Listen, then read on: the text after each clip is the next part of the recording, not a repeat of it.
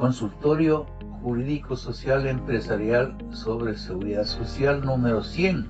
Enfoquemos el tema a través de entrevistas periódicas en la Radio Católica Nacional del Ecuador de la ciudad de Quito, que a mi juicio afirmo que la democracia y la comunicación abierta son principios y derechos a la libertad de pensamiento de todos los que opinan en esta materia y en especial en este caso del presidente del Consejo Directivo del IES, que arrogándose facultades de la Asamblea presenta dos proyectos o ideas de reformas con escasa fundamentación jurídico-actuarial.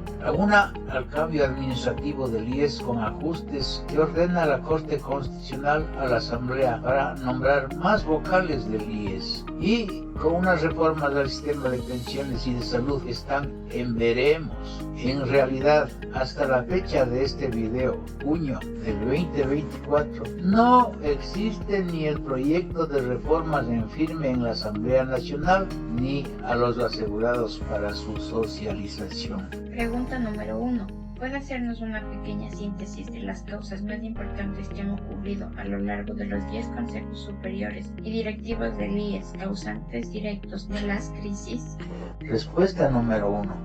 Es la hora de pasar de simples diagnósticos a la práctica, porque todos los estudios engloban causas parecidas, pero que la politización e inoperancia de las cúpulas del IES, de las asambleas y de la misma Corte Constitucional encubren la realidad de las crisis financiera y de moral, porque no hay ni habrá decisión política para cambios estructurales. Todos son cambios cosméticos por falta de visión o porque casi todos los miembros representantes del Ejecutivo y de los trabajadores tienen conflictos de interés.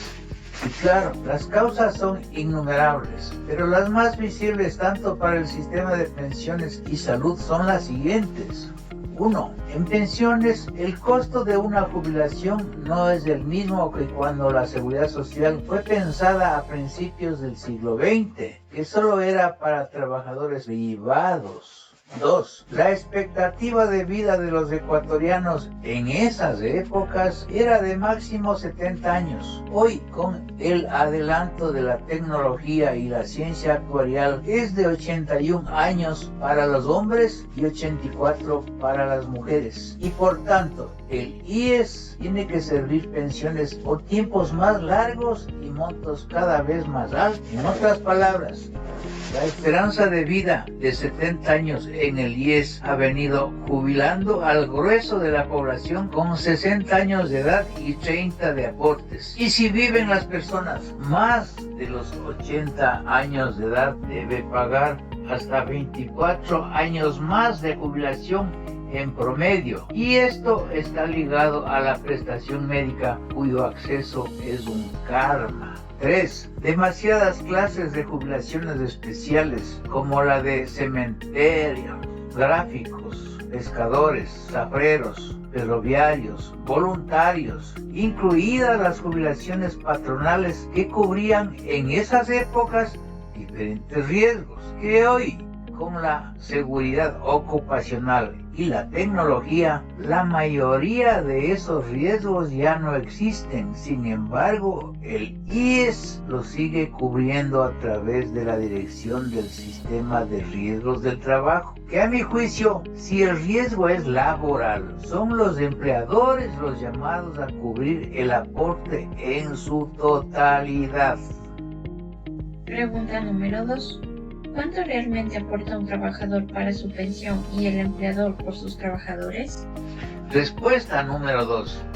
Primero hay que explicar qué es el sistema de reparto en pensiones de Ecuador. No el reparto de los presupuestos de los hospitales por los políticos sinvergüenzas, sino el sistema de reparto pensional en materia de seguridad social. Es un sistema de seguro solidario para la vejez. Este sistema de reparto se organiza sobre la base de un aporte obligatorio realizado por los trabajadores en actividad, con el que se forma un fondo para atender las pensiones y jubilaciones de los trabajadores retirados. Entonces, con esta aclaración necesaria para los trabajadores en relación de dependencia del sector privado, la tasa de aporte para pensiones es de 6.74% de su salario. Por el lado de los empleadores, aportan el 4.3% del salario que paga al trabajador, y sumadas las dos aportaciones, la prima para financiar las pensiones jubilares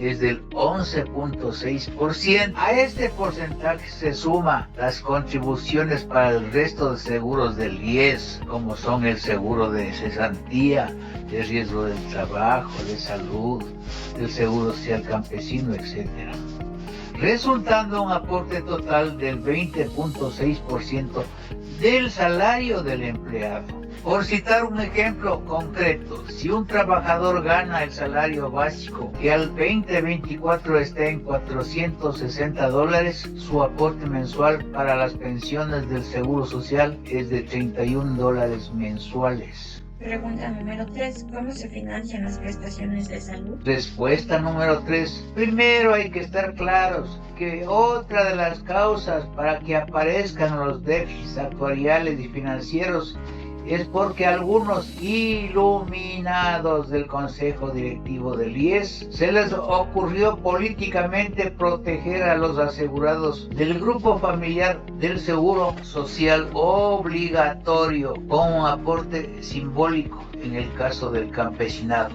Se les ocurrió proteger sin contrapartida financiera ni del IES ni del Estado a los familiares del asegurado al Seguro Social obligatorio, a menores de edad, a las cónyuges del afiliado, etcétera, etcétera, engrosando la enorme deuda en salud y el problema para el fisco, que ni siquiera con el 40% de su aporte alcanza a financiar pensiones, y peor, la salud que le correspondería al Estado y no al IES. En lo que respecta a los trabajadores del sector público, el aporte del afiliado para pensiones es el 6.64% de su salario, que junto al aporte patronal suma una prima del 10.96%.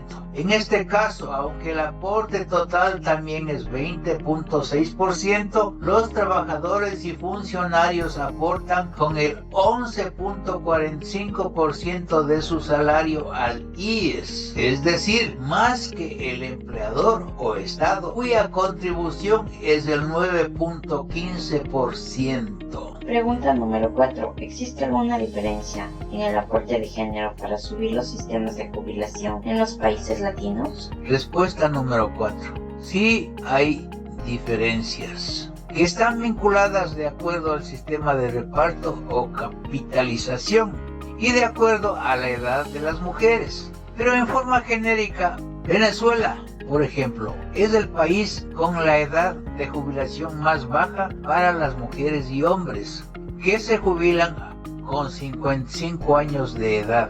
Pero la edad mínima en la región es de 60 años como en Ecuador. En otras palabras, Venezuela los jubila a los hombres con 60 años de edad y a las mujeres con 55 años de edad.